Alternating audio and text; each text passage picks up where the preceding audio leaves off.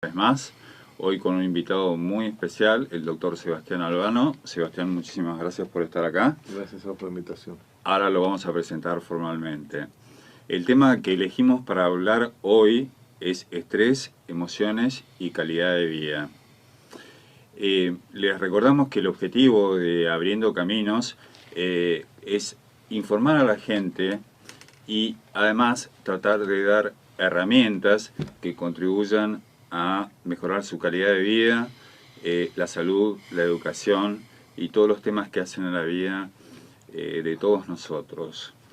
Queremos avisarles que el programa se está emitiendo online por late931.com.ar para todos los que dispongan de internet. Queremos agradecer a la producción de Noemí Serrantes, Daniel Pereira y a Sebastián Gómez.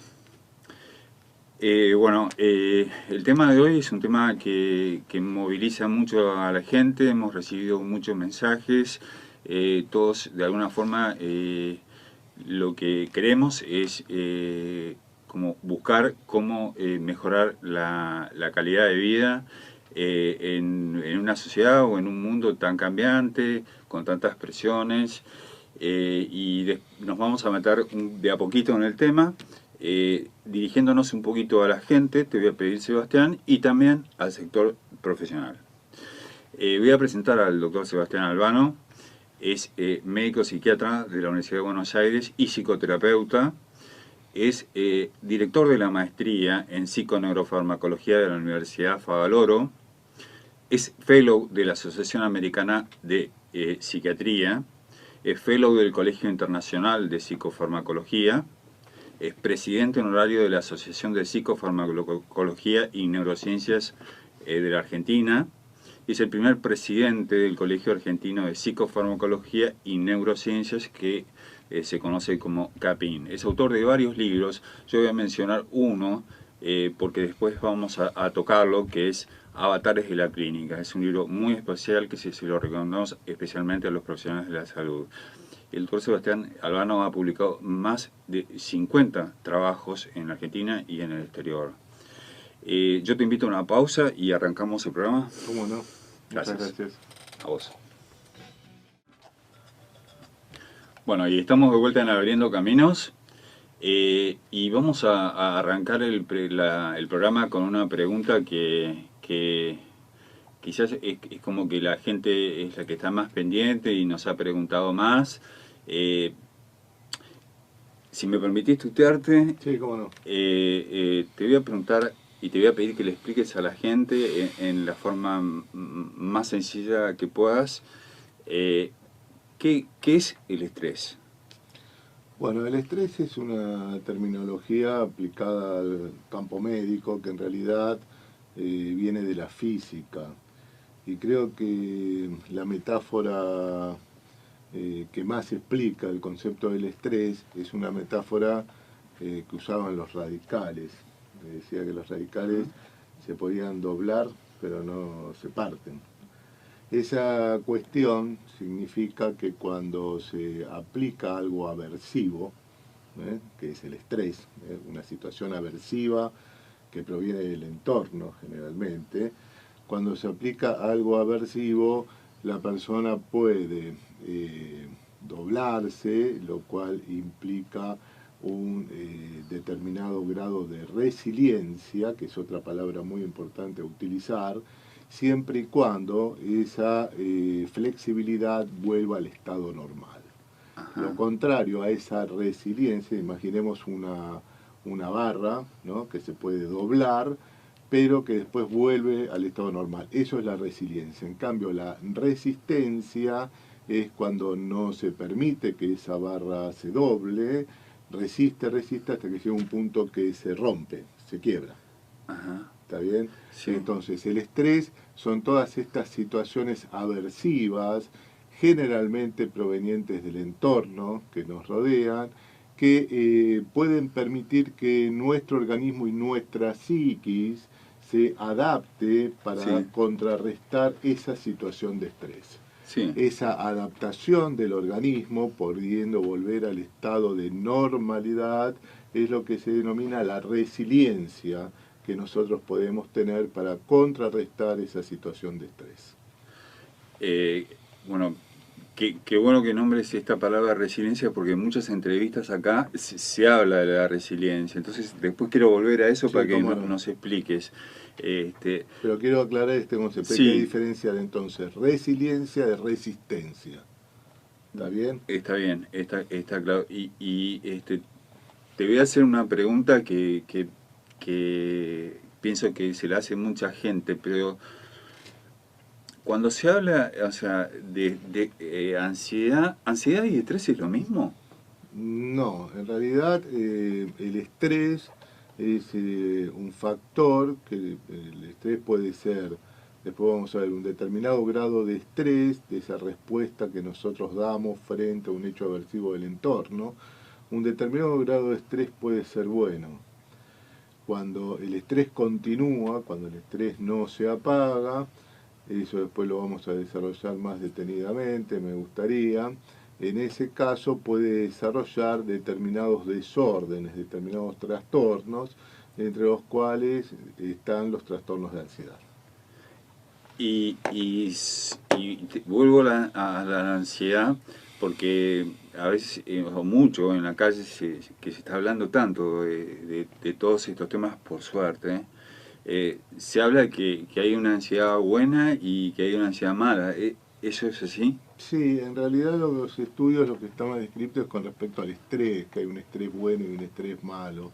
Un determinado nivel de estrés de esta situación de adaptación psíquica y orgánica frente a algo aversivo o frente a algo que nos puede despertar una situación de lucha o de alerta que hace preparar a todo el organismo. Un determinado nivel de eso es bueno, eso facilita el aprendizaje, facilita que prestemos mayor atención, pero si el estrés continúa y ese estrés no se apaga, entonces eso provoca daño y nos enferma. Eh, y bueno, acá hay digamos, otra pregunta que llega, que es si el estrés, y hace muy poquito se hablaba de esto en un programa de televisión muy conocido, y la pregunta es, Sebastián, si estrés y distrés significan la misma cosa. Sí, son términos muy mezclados, algunos autores lo toman como sinónimo, otros como que sería la parte mala del estrés, pero en forma general se puede tomar como que sí, como que son sinónimos.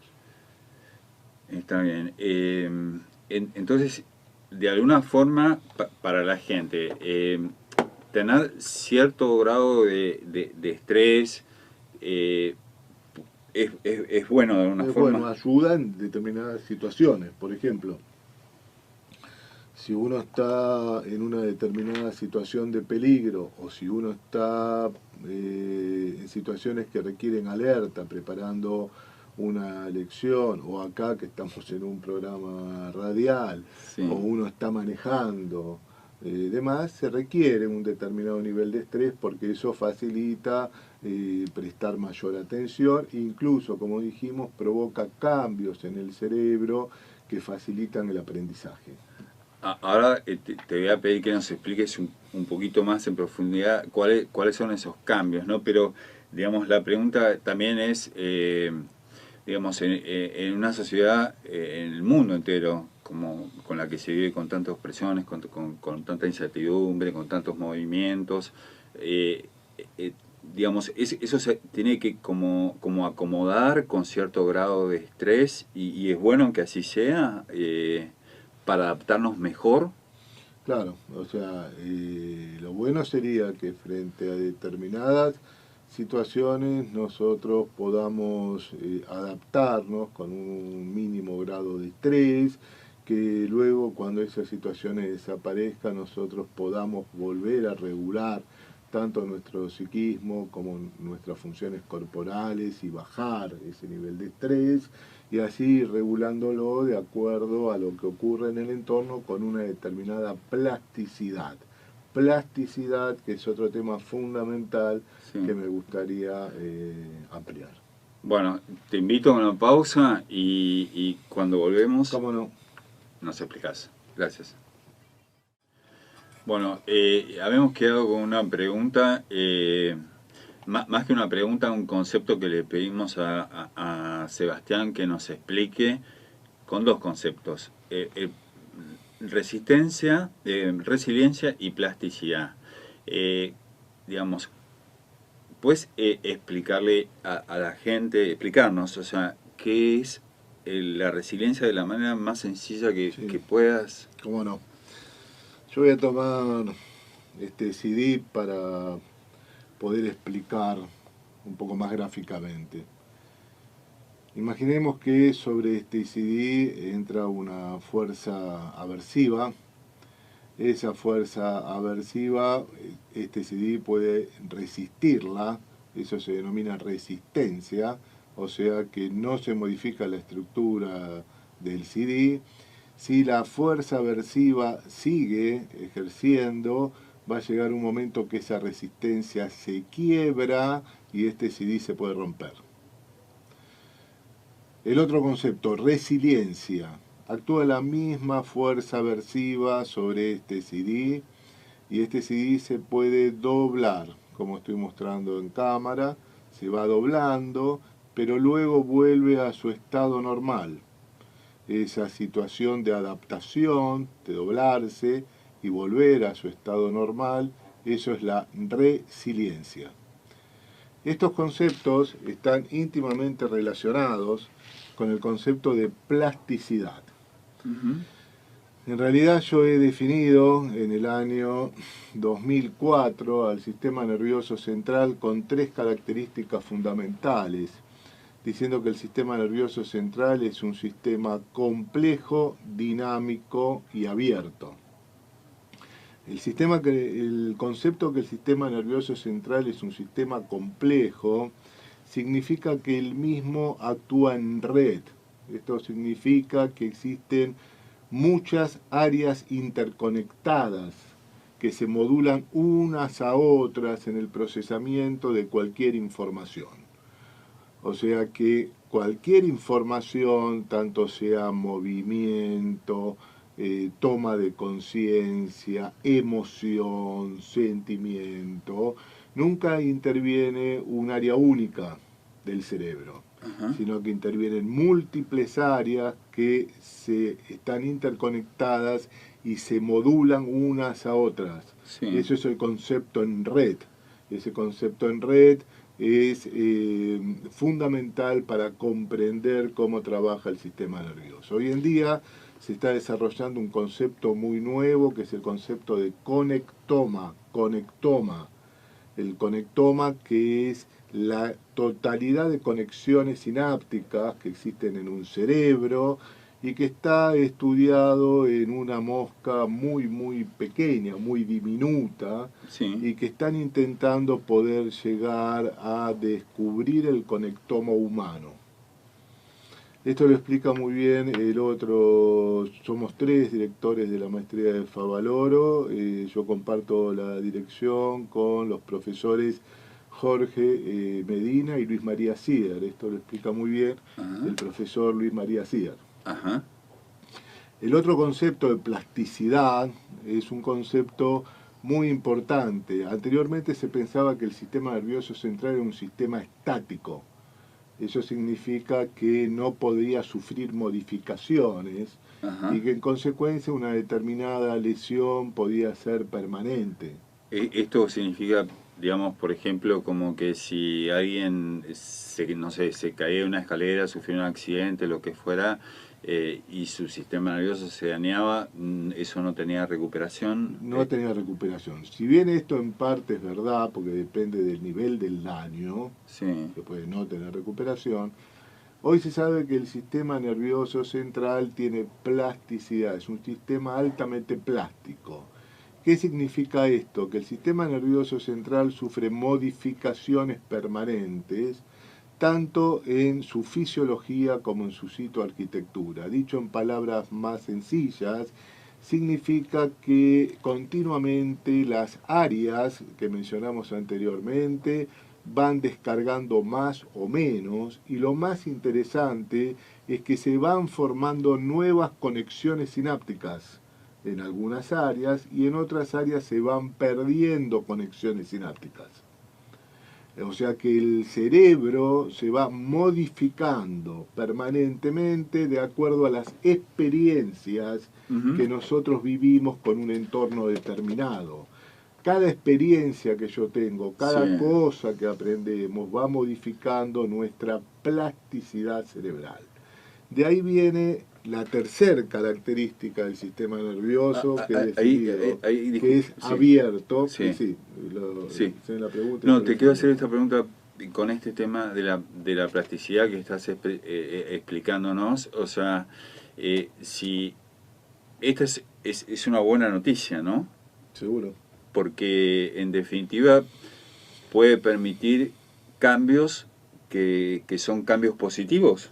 ¿Es así? A ver, pueden ser cambios positivos, aunque la plasticidad también puede ser mala. La plasticidad no solamente es buena.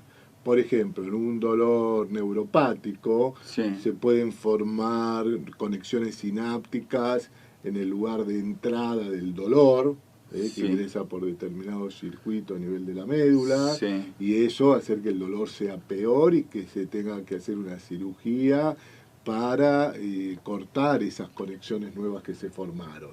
Pero en forma general se podría decir que sí, que la plasticidad es buena, sobre todo en lo que tiene que ver con el aprendizaje, con la modificación que tenemos los mamíferos superiores de poder cambiar, de poder modificar.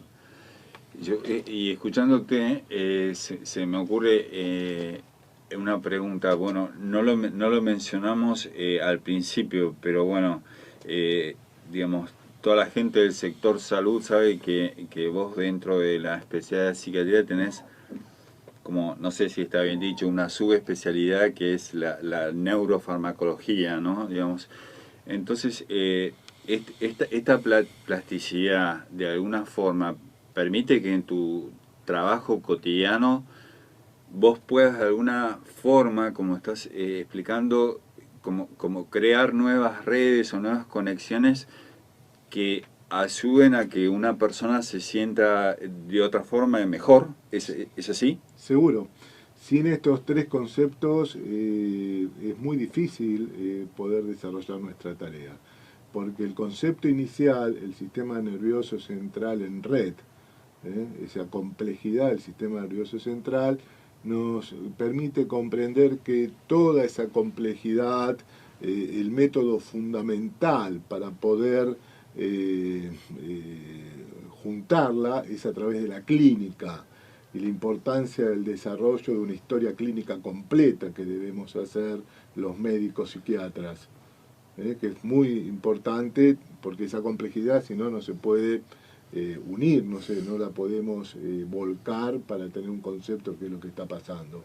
Eso se explica a través de la clínica. Y la plasticidad, que es otro concepto fundamental, porque como vos muy bien expresás, Alejandro, esto nos permite poder trabajar con el cambio de la persona, con que la persona modifique, con que la persona pueda transformar determinadas cuestiones.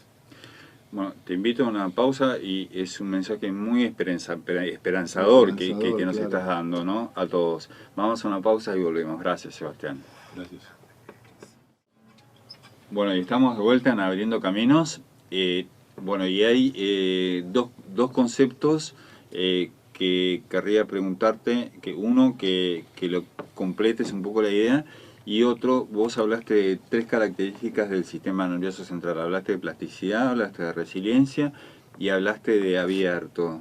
Entonces, preguntarte, ¿qué significa la característica abierto del sistema nervioso central? Sí, bueno, las tres características que dijimos, entonces, el sistema nervioso central complejo, que significa que actúa en red, dinámico, que tiene que ver con la plasticidad, y el concepto abierto también proviene de la física. En realidad un sistema abierto es un sistema que requiere de una fuente externa, que no está cerrado. El sistema nervioso central requiere de una fuente externa que es el entorno.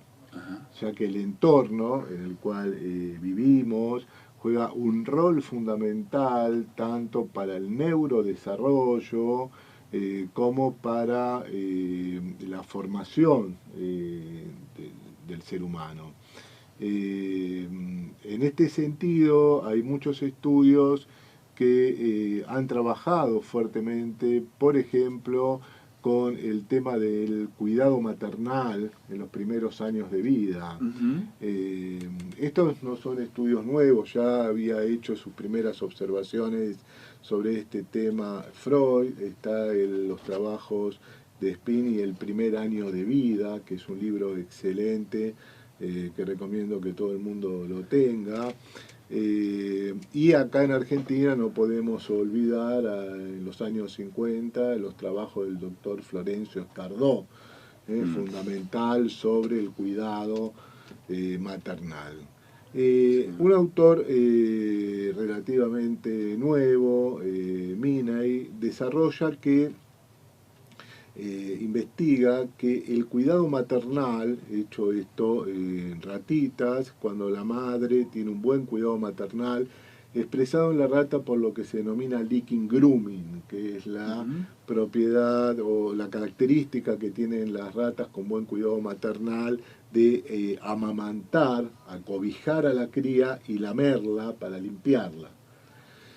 Las ratitas que son cuidadas con ese cuidado maternal, las crías desarrollan a través de un concepto actualmente también explicado, pero muchas veces no bien explicado, desarrolla a través de mecanismos epigenéticos, que ahora vamos a comentar de qué se trata, desarrollan sistemas de receptores, receptores específicos a unas hormonas que son los glucocorticoides, que aumentan en el estrés, y esos receptores a glucocorticoides, cuando están en cantidad normal, son capaces de apagar ese circuito de glucocorticoides que daña cuando el estrés no se apaga. Dicho de otra manera, el cuidado maternal facilita que no se provoque el daño que provoca el estrés prolongado. Esas características que tienen las crías de poder contrarrestar el daño que puede provocar el estrés prolongado no es más que lo que mencionamos previamente de la resiliencia. Es la capacidad de poder entonces contrarrestar esa injuria sin que se provoque el daño, que lo diferenciamos de la resistencia, que se rompía el CD y se provocaba el daño. ¿Qué es un mecanismo epigenético? Para terminar con este concepto, Alejandro. Un mecanismo epigenético es que se producen modificaciones en la expresión genética sin modificarse el código genético. ¿Qué significa esto? Que a través del cuidado maternal, por ejemplo, se puede facilitar que se sinteticen en el cerebro determinadas proteínas que van a ser fundamentales para el neurodesarrollo. Por ejemplo, las proteínas que van a actuar como receptores a glucocorticoides. En cambio, cuando no ocurre este cuidado maternal, este autor descubre que esas proteínas no se sintetizan y que el estrés provoca en la cría que no tuvo este cuidado maternal importantes daños con alteraciones en la performance cognitiva. Estos estudios se lo criticó a Minay porque se dijo, bueno, pero esto está hecho en ratas, ¿qué pasa en el humano? A ver si pasa lo mismo en el humano. Entonces este autor fue a un banco de Quebec, donde las personas que se suicidan se guarda el cerebro. ¿Y qué hizo el autor? Agarró las historias clínicas de todos los pacientes que se habían suicidado, las estudió, y vio en todos estos pacientes en un altísimo porcentaje maltrato infantil. Y cuando fue a estudiar el cerebro que estaba en el banco de estos pacientes, descubre en el cerebro las mismas modificaciones o muy similares a las que él había descubierto en las ratitas. Entonces, demostrando que esto también ocurre en humanos, como ya habían hipotizado muchísimos autores, como mencionamos previamente. No, qué importante lo que estás diciendo, y aparte cómo de alguna forma a lo largo de las entrevistas y los distintos programas que venimos haciendo justamente acerca de lo que es el cuidado y el maltrato infantil, como de alguna forma las neurociencias están como respaldando. Seguro, ¿no? Imaginémonos lo que ocurre con los chiquitos que están en la calle desnutridos, Sí. sin cuidado familiar, que no tienen la posibilidad de acceder a un hogar, a un plato de comida, durante muchísimos años, donde ocurre todo el neurodesarrollo. Imaginémonos cómo puede repercutir todo esto. O sea, ahí te hago una pregunta que me imagino que se hace toda la gente, que es, ¿se produce un daño en el sistema nervioso que va a permanecer a lo largo de la vida? Que va a ser muy difícil de revertir.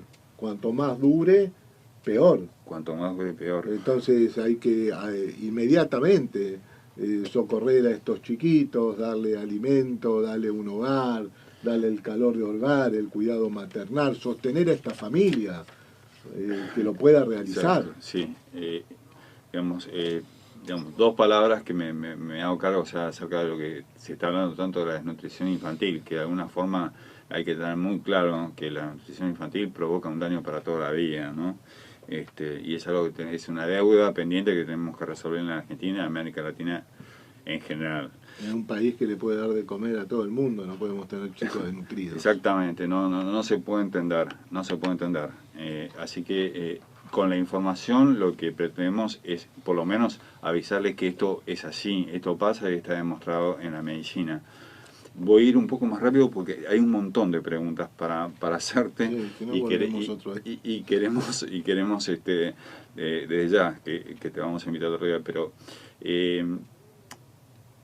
hay una pregunta que es acerca de que nos expliques muy brevemente si hay algunas áreas que están relacionadas con esto que empezamos a hablar acerca del estrés, acerca del miedo, que a veces se habla, por ahí más para el sector profesional, que claramente lo conoce, lo que es el sistema límbico, pero hay partes del cerebro, yo te lo pregunto como una persona común, digamos, que están relacionadas con las emociones. Claro, en primer lugar tenemos que diferenciar el sistema límbico del lóbulo límbico de Broca. El lóbulo límbico es como la principal área que la forma, es la corteza cingulada, que se llama así porque tiene forma de cinturón, que si uno ve un corte medial del cerebro, está en el centro del cerebro, rodeándolo como si fuera un cinturón a ese cerebro. Esa corteza cingulada se continúa con el parahipocampo y el hipocampo, un área central relacionada con la memoria, y todo eso es lo que se llama lóbulo límbico. Eso hay que diferenciarlo del sistema límbico. El sistema límbico, donde se agregan muchas otras estructuras, y hay una estructura fundamental que se llama amígdala. Se llama así porque tiene forma de almendra, sí. Y hay que diferenciarla, ¿no?, de las amígdalas claro, que uno lo asocia con eso. Sí, claro. Sí. No tiene nada que ver. Es una estructura que está en el cerebro, que tiene forma de almendra y se localiza enterrada literariamente en la porción anteromedial del lóbulo temporal. Ese área, la amígdala, es donde llegan todas las aferencias, principalmente del entorno, lo que llamamos aferencias sensoriales, que van a llegar a esa amígdala. Y la amígdala es el director de orquesta de las emociones. ¿Qué quiere decir esto? Que una vez que llega la información a la amígdala va a ser capaz de activar diferentes áreas que van a dar dos componentes fundamentales de las emociones. El primer componente de la emoción es lo que tiene que ver con el cuerpo, la expresión corporal de la emoción. Nosotros sentimos una emoción en el cuerpo donde todavía no tenemos conciencia de lo que nos está pasando. Sí. Sin embargo, el cuerpo ya responde. Esto significa porque hay una vía directa a la amígdala que va directo de una estructura que se llama tálamo. El tálamo es como si fuera la vía de entrada de todos los sentidos, que regula tanto la cantidad de aferencias sensoriales que entra como hacia dónde la dirige. Entonces, el tálamo tiene una vía directa a la amígdala, al director de orquesta de las emociones. Y después va a tener vías a la corteza y de la corteza nuevamente a la amígdala. La vía que va directamente de tálamo a la amígdala no pasa por corteza, no se toma conciencia, y luego la amígdala a partir de ahí activa diferentes estructuras que provocan la expresión somática de la emoción. En esa expresión somática nosotros podemos tener midriasis, taquicardia, rubor, caras, fundamental, cara de miedo, diferentes tipos de cara relacionados con la emoción. Y, o sea que todo eso está como regulado por la amígdala. Por la amígdala. Entonces, en realidad qué la importante amígdala sería que esto la gente lo sepa, ¿no? O sea, y que ese sistema límbico, porque también acá, digamos, no podemos tocar los temas, tantos temas, pero digamos, de alguna forma, viste que se habla tanto del tema de los ataques de pánico y eso, y que creo que está relacionado con esto, ¿no? La amígdala juega un rol central. Entonces, por eso es tan importante que la gente en general lo sepa. Pero te quiero hacer una pregunta más que va sobre esto, y la gente mucho en la calle habla de lo que es liberar adrenalina y qué sé yo. Yo te quiero preguntar, o sea, vamos a hacer una pausa, pero te quiero dejar esta pregunta. ¿Qué es, o sea, la adrenalina? ¿Qué es? Vamos a una pausa. Gracias. Perfecto. Bueno, seguimos en Abriendo Caminos con el doctor Sebastián Albano, y había quedado una pregunta pendiente del bloque anterior respecto a si nos puedes explicar muy brevemente. Tenemos un montón de preguntas, Sebastián, para hacerte. Explicarnos en general a la gente ¿qué es la adrenalina? Que se habla tanto en la calle, o se habla, todo el mundo habla de adrenalina, pero ¿qué es y para qué sirve? Perfecto. Bueno, a ver, en forma breve, la adrenalina es un neurotransmisor, o sea, la función fundamental es la comunicación interneuronal entre dos neuronas, forma parte de un grupo de neurotransmisores que son las catecolaminas, pero todo eso, a ver, no importa para la pregunta fundamental que se me está haciendo, sino que hay que entender que cuando se dice en la calle, vulgarmente, se liberó adrenalina, eso tiene que ver porque la adrenalina es el principal mediador del estrés. Cuando nosotros hablábamos que la amígdala, el director de orquesta de las emociones, coordina todas las emociones, también la amígdala coordina las áreas que van a ser responsables del estrés. Para eso se van a activar, por un lado, el hipotálamo. El hipotálamo, la amígdala va a activar el hipotálamo lateral y después va a activar todo un eje endocrino, conocido como el eje HPA, hipotálamo pituitario adrenal. Entonces, en primer lugar de toda esa activación se libera adrenalina. La adrenalina da la primera respuesta al estrés, que es la respuesta de lucha o escape, conocida así porque es como se prepara el animal para la lucha o el escape. Para esto existe midriasis, piroelección, taquicardia, constipación de esfínteres, desviación del flujo sanguíneo. El animal se prepara para correr, para la lucha, para defenderse, la reacción de lucha o escape. Una vez que eso finaliza, que termina esta etapa, se libera el segundo mediador del estrés o entra en juego el segundo mediador del estrés, que es el cortisol, que mencionamos anteriormente. ¿Qué hace el cortisol? Viene a recuperar la energía que gastó la adrenalina, ese gran gasto energético durante la respuesta de lucha o escape. Ajá. Entonces el cortisol juega un rol fundamental, en el que mencionábamos antes, Sí. regulado de manera tan importante por el cuidado maternal. Exacto. Ese cortisol es el segundo mediador del estrés, recupera la energía que se perdió con la liberación de adrenalina. Pero ¿qué es lo que ocurre? Ese cortisol luego se tiene que apagar, tiene que disminuir. Si el cortisol continúa alto, empieza a dañar diferentes áreas del cerebro. Entre ellas, muy estudiado, se provoca daño del hipocampo, esa área central relacionada con la memoria, y eso es uno de los tantos mecanismos, pero fundamental, descritos en la fisiopatología de la depresión.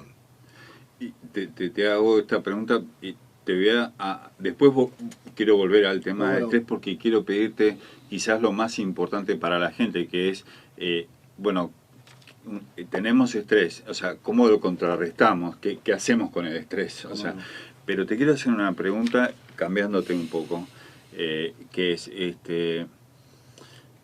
esta pregunta está en la calle, está en todos. Creo que es importantísimo que vos, que sos un referente de la medicina y de la psiquiatría en la Argentina, o sea, se le aclares a la gente. Digamos, es lo mismo, o sea, ir a un psicólogo que a un médico psiquiatra, o esas dos profesiones deberían, digamos, trabajar en un equipo según tu punto de vista. Bueno, el psicólogo y el psiquiatra tienen formaciones muy diferentes. En primer lugar, el psiquiatra es médico, o sea, cumple con toda su formación médica, y luego cuando se especializa, en vez de ser pediatra, cardiólogo, es psiquiatra, hace la especialización de psiquiatría. Con lo cual, como mínimo, un psiquiatra antes de empezar a ejercer, estudia hoy en día aproximadamente 12 años de carrera universitaria. 12 años, como mínimo. Sumémosle a eso que más del 90% hacen especialización de posgrado. Muchos hacen nuestra maestría. Nosotros ya tenemos 700 magísteres. Nuestra maestría dura 4 años más. O sea que son 12 años más 4 años más, 16 años de estudio universitario. Muchos le agregan a ellos otra formación, que es una formación más fuerte en alguna psicoterapia, que puede durar de 3 a 4 años más. Entonces terminan estudiando 20 años de estudio universitario contra aproximadamente 5 años que dura la carrera de psicología, y en algunos casos hacen algún posgrado. Entonces, indudablemente estamos hablando de dos formaciones totalmente diferentes, donde el psiquiatra está preparado para diagnosticar, está preparado para medicar, pero está también preparado para hacer psicoterapia, y está también preparado para comprender cómo funciona a través de la neurociencia la psicoterapia. No solamente eso, sino que también está preparado para comprender lo que es el nivel de evidencia, o sea, cuáles son los trabajos científicos que avalan la psicoterapia y la medicación que está utilizando.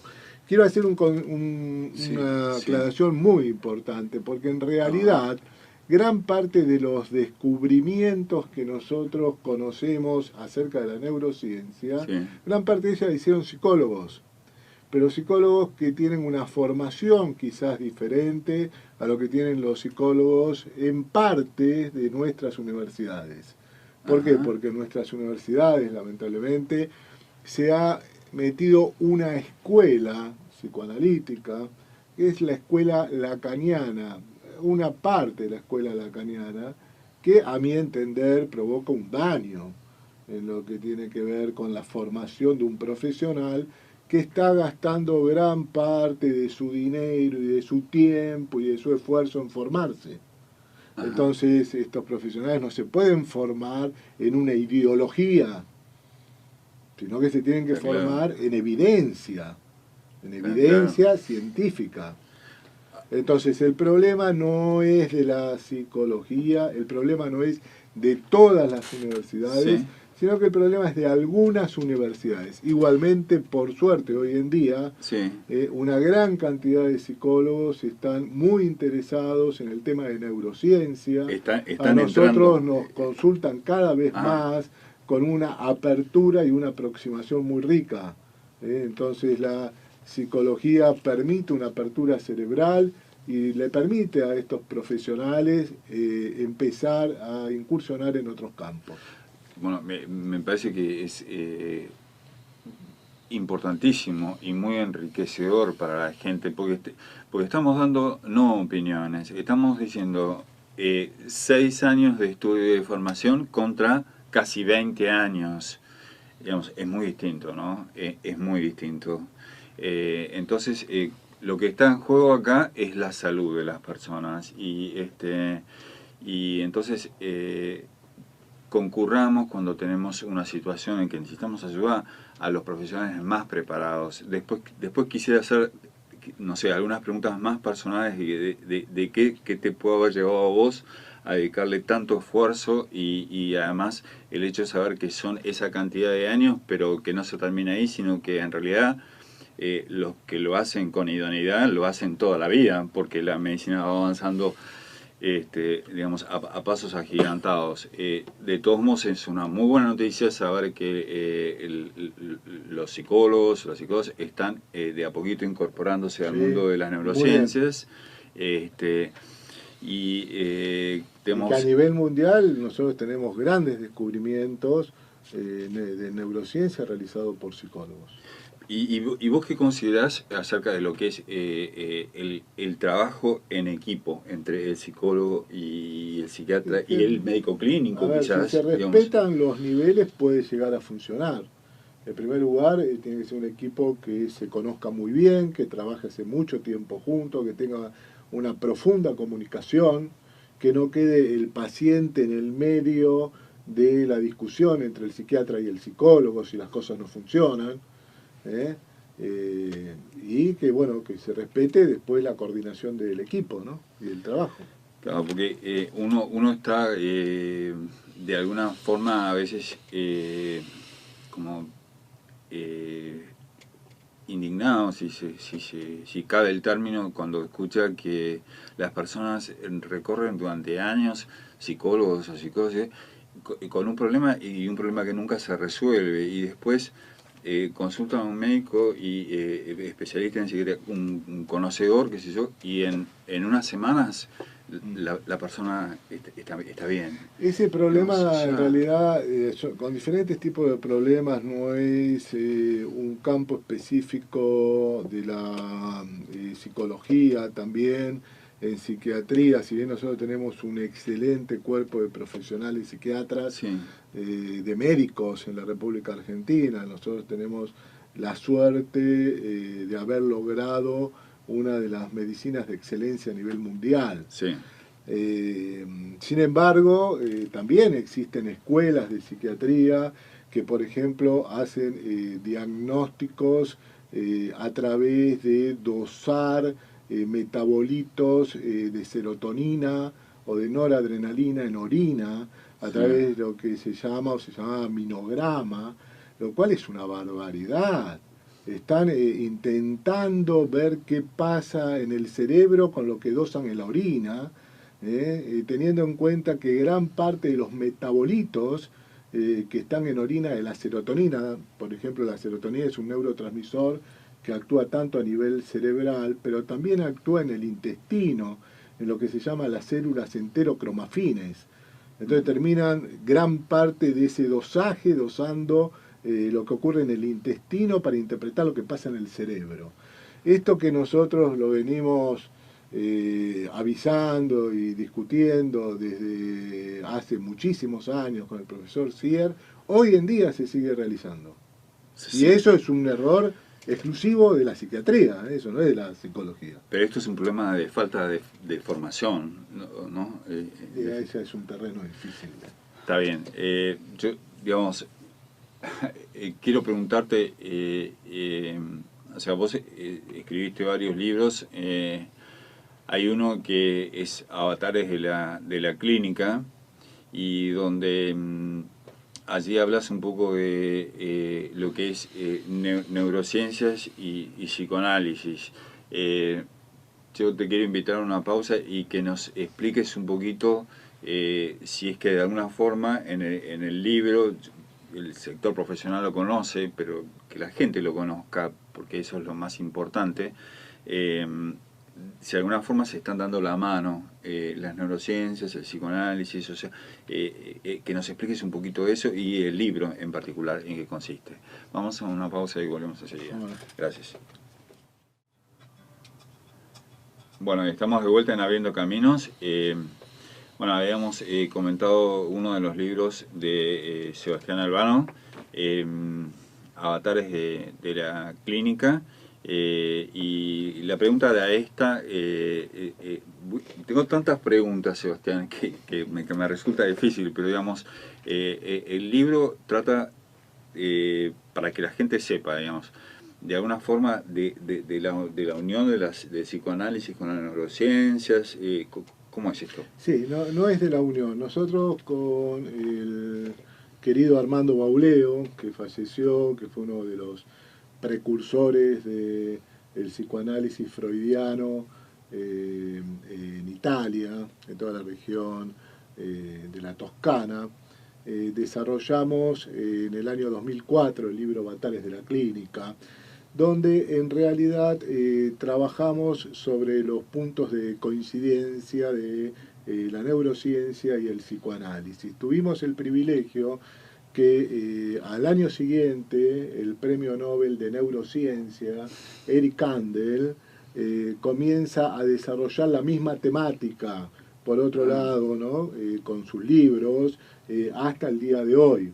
Porque cuando nosotros comenzamos con este tema, parecíamos locos, nos atacaban de los dos lados, ¿no? Por un lado los psicoanalistas, por el otro lado los psiquiatras y los que hacían neurociencia. Sin embargo, bueno, Kandel nos vino con sus obras a seguir toda esta línea, que él ya venía, obviamente, ¿no? el máximo exponente en la neurociencia mundial. Eric Kandel ya venía desarrollando de sus trabajos originales. Ahora bien, existe un hecho fundamental, que es aquello que está basado en evidencia. Evidencia significa que el método aplicable al paciente está avalado por estudios científicos, que no es opinión personal, que uno hace lo que quiere. Eso es cuando se habla de medicina basada en la evidencia. Exactamente, exactamente. La famosa medicina basada en la evidencia, que es algo fundamental en la práctica médica. Todo procedimiento médico debe estar basado en la evidencia. La medicación cuando se aplica, qué medicación, qué combinación de medicación, todo eso tiene que estar basado en evidencia. Pero también la psicoterapia. Hoy en día existen 3 psicoterapias que tienen la mayor evidencia, quiere decir la mayor cantidad de trabajos científicos. La primera de ellas es la terapia cognitiva conductual. Indudablemente es la terapia que tiene el mayor nivel de evidencia. Estos fueron porque ellos fueron los primeros que comenzaron a trabajar con este tema. Otra psicoterapia que también tiene mucha evidencia es la terapia interpersonal.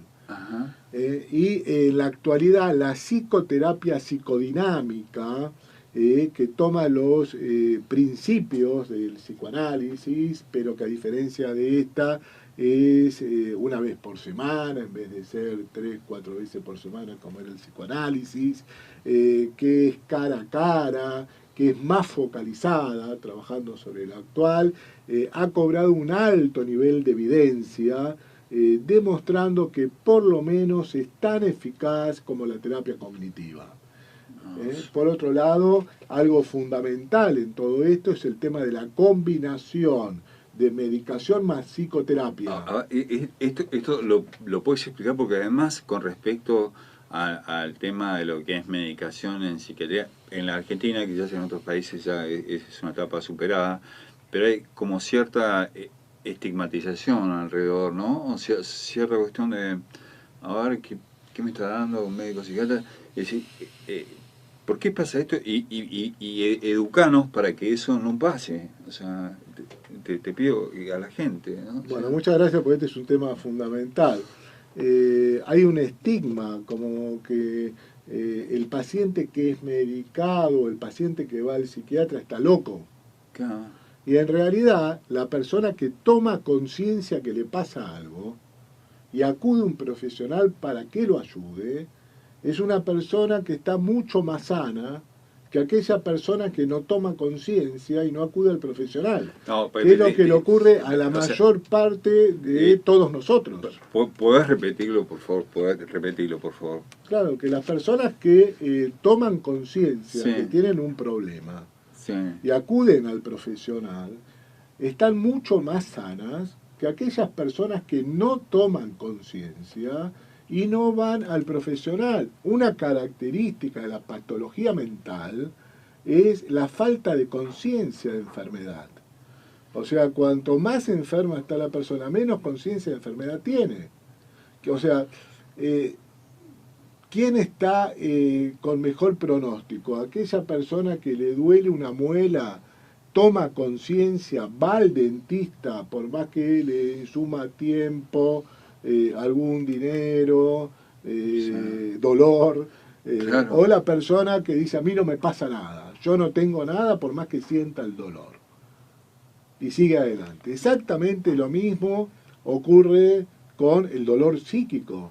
Exactamente lo mismo ocurre con la patología mental. Qué importante lo que estás diciendo, qué importante, qué importante. O sea,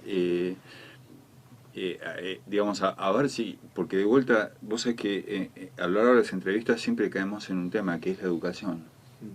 Y esto, y los estigmas, digamos, según lo que yo estoy viendo y lo que veo, es como que se rompen a partir de la educación. Entonces, escucharte y que vos le digas esto a la Argentina y que, no, a ver, nos consulten porque los vamos a ayudar, porque la calidad de vida va a mejorar, digamos, es importantísimo saberlo. Entonces, los estigmas, estamos en el siglo XXI.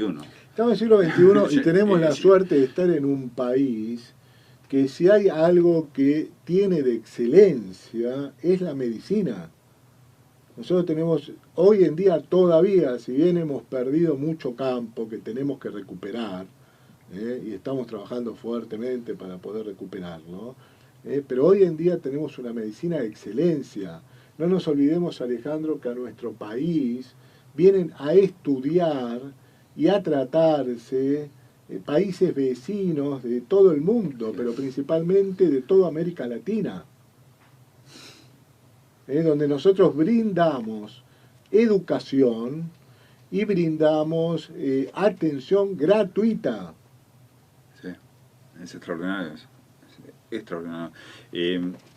Yo quiero volver al estrés, pero quiero mencionar, digamos,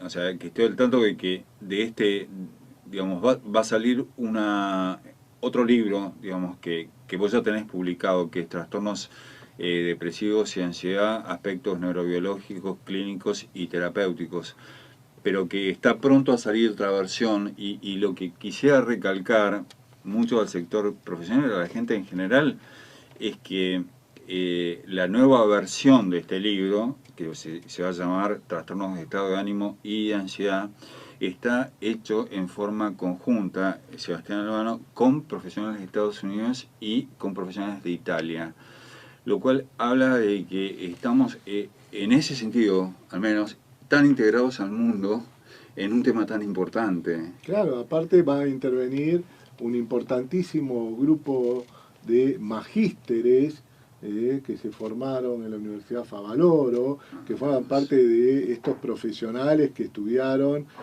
medicina, psiquiatría, y hicieron el máster, o sea que tienen cerca de 20 años de formación y que además se subespecializaron en temas puntuales. Por ejemplo, la doctora Mariana Moncó que se ha ultra especializado en el tema de trastorno de conducta alimentaria.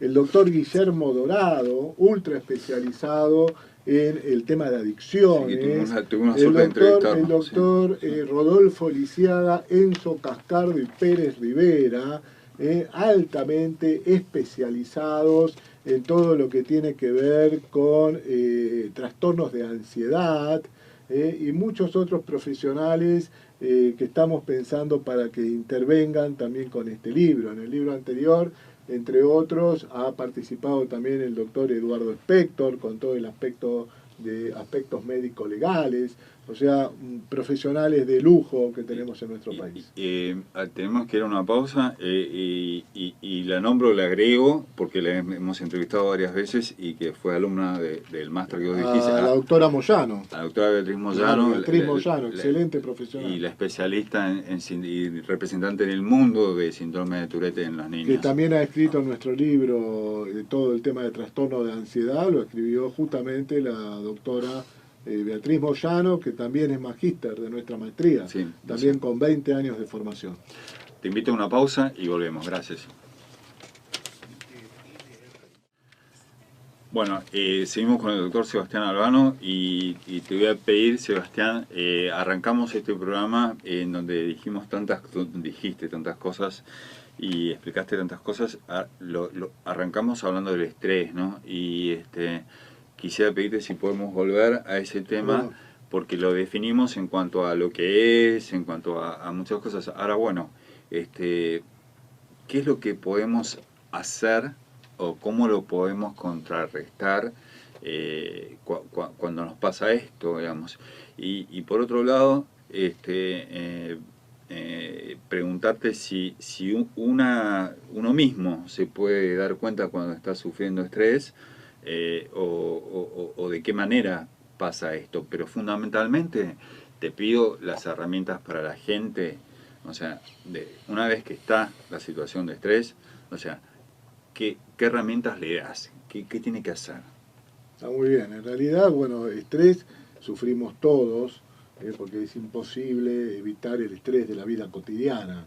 Como decíamos previamente, lo que tenemos que contrarrestar principalmente es aquel estrés que nos enferma, o mejor dicho, contrarrestar las consecuencias del estrés.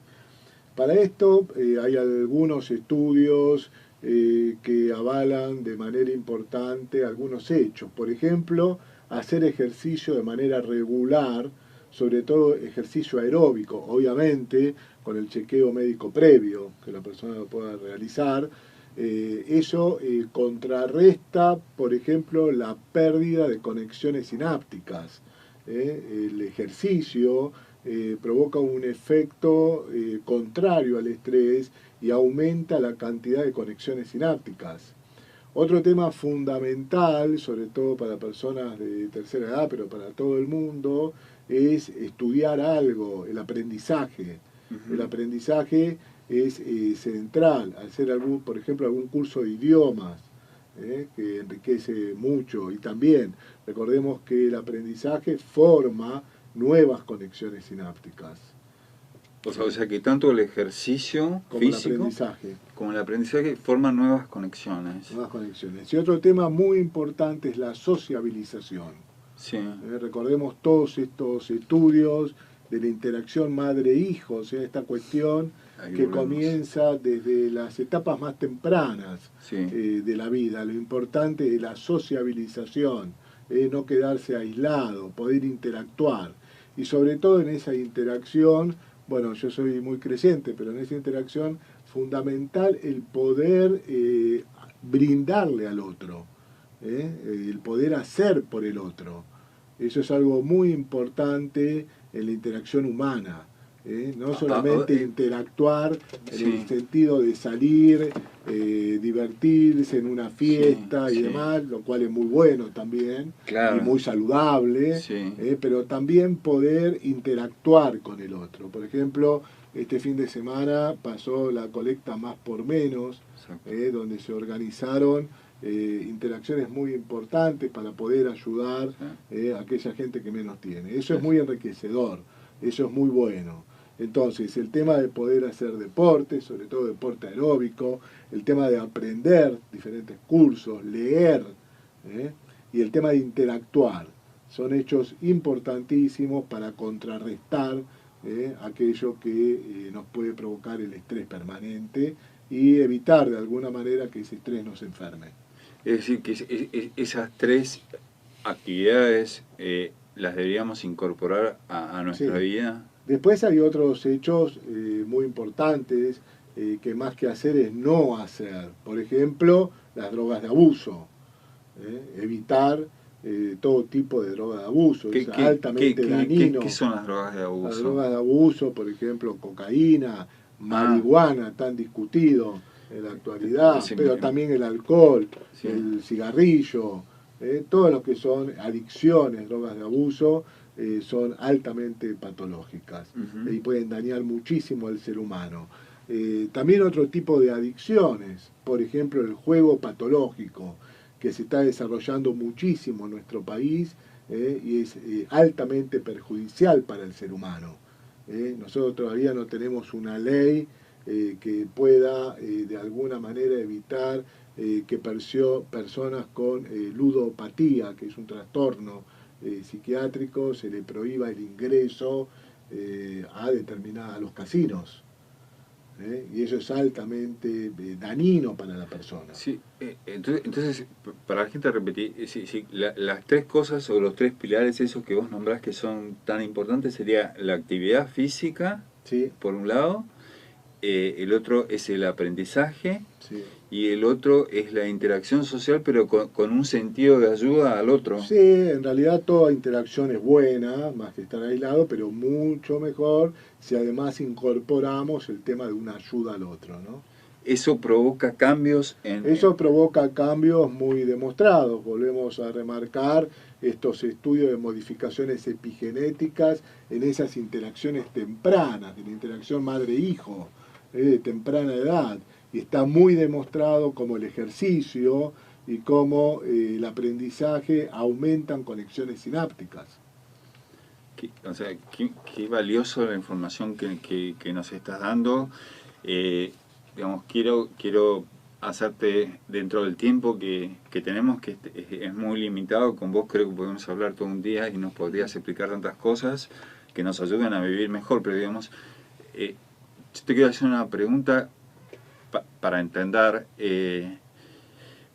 a vos en tu práctica profesional, en el día a día, digamos, ¿cuáles son los 2, 3 o 4, digamos, motivos de consulta más frecuentes que llegan a tu consultorio a consultarte? Digamos, ¿cuáles son? Bueno, coinciden con los datos estadísticos mundiales, lo que le pasa a uno del consultorio. El principal motivo de consulta en psiquiatría en este momento son los cuadros depresivos, ¿no? Los cuadros depresivos. Lo que pasa es que es muy importante diferenciar lo que es una depresión unipolar de lo que es una depresión bipolar. Porque el tratamiento, a ver, acá hay algo importante para decir, no es que uno sea peor que la otra, tenga peor pronóstico. La depresión bipolar es más refractaria al tratamiento, puede ser más complicada en algunos casos, pero también la depresión unipolar puede ser muy grave. Pero lo fundamental es poder establecer que eso es un campo del médico, psiquiatra, especialista en el tema, poder establecer el diagnóstico diferencial, sí, entre depresión unipolar y bipolar. ¿Por qué? Porque los tratamientos son muy diferentes. Por ejemplo, el uso de antidepresivos es fundamental para tratar la depresión unipolar moderada a severa. La leve se puede tratar con psicoterapia y en algunos casos, si el paciente no quiere acceder a una psicoterapia, darle un antidepresivo. Pero la moderada y severa generalmente hay que utilizar medicación y la mayor parte de las veces asociada a la psicoterapia. Ahora, la depresión, que no es unipolar, sino que es bipolar, que tiene ya características de hipomanía o de manía conjuntamente con la depresión, el uso de antidepresivos en algunos casos puede ser dañino y nunca que utilizarlo solo el antidepresivo, sino siempre asociado el antidepresivo con un estabilizador del estado de ánimo. No, qué importante lo que estás diciendo para el sector profesional. Decime, porque te quiero pedir un mensaje, Sí. pero digamos, aparte de la depresión, ¿cuál es no sé, los otros dos motivos más frecuentes por los que en el mundo o acá la gente más consulta? Indudablemente, el otro trastorno también muy prevalente a nivel mundial son los trastornos de ansiedad. Y dentro de los trastornos de ansiedad, principalmente el trastorno de ansiedad generalizada y el trastorno de pánico. Ahora, lo interesante es que muchas veces, tanto el trastorno de ansiedad generalizada como el trastorno de pánico se dan de manera comórbida, o sea, de manera conjunta con la depresión. Se dan las dos juntas. Y muchas veces esa depresión no es una depresión unipolar, sino que es una depresión bipolar. Y el problema de eso es que el profesional puede cometer el error de trabajar esa depresión con antidepresivos. Entonces el paciente empeora, puede hacer lo que se llama un switcheo desde la depresión al campo de hipomanía-manía, empeorándose el curso de la enfermedad y poniendo al paciente en situación de riesgo. Entonces, a la gente, por favor, lo que yo les puedo decir escuchándote es tengan mucho cuidado a qué profesional consultan. Tienes un profesional idóneo y muy capacitado. Yo, Sebastián, te pido que le des un mensaje a la gente y un mensaje al sector profesional. Ahí tenés tu cámara. Sí, bueno, en primer lugar que consulten cada vez que sienten un síntoma, tanto de ansiedad, de depresión, un decaimiento, que no pueden salir de la cama, que un gran desgano, que no tienen ganas de hacer absolutamente nada, o que sientan frente a determinadas circunstancias que se ahogan, no pueden respirar, sudoración, dolor de estómago, lo que se llama una crisis de angustia, característica de muchos trastornos de ansiedad, pero especialmente del pánico.